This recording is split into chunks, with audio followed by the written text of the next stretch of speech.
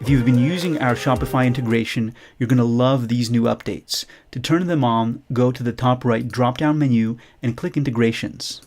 Find Shopify and click Use, and make sure this button is turned on.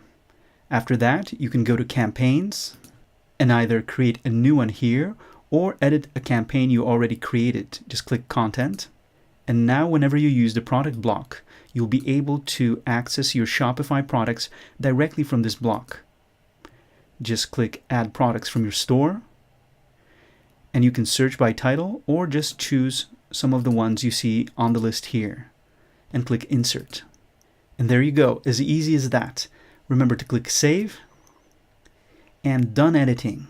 The other great thing we have now is now you can track whenever someone purchases something. After clicking Next, you'll see that this is selected by default.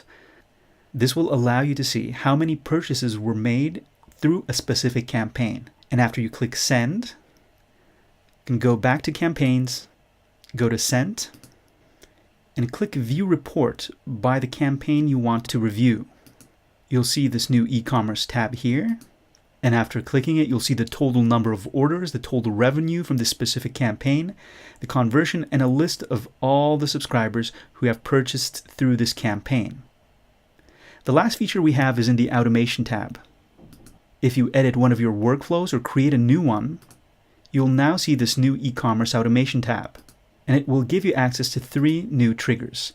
Purchase any product. So this is for whenever your subscribers purchase a product, a specific product, which you can choose here and use the search feature or just choose something from the list.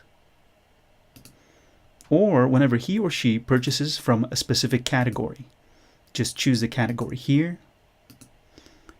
And then remember to click Save. Now, whenever someone purchases from that specific category, he or she will get this whole email sequence. Remember to give your email workflow a subject. Remember to click Save, and there you go.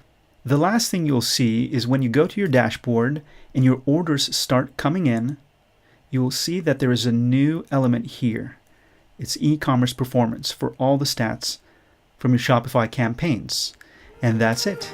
I hope you've enjoyed this little tutorial, and I'll see you in the next video.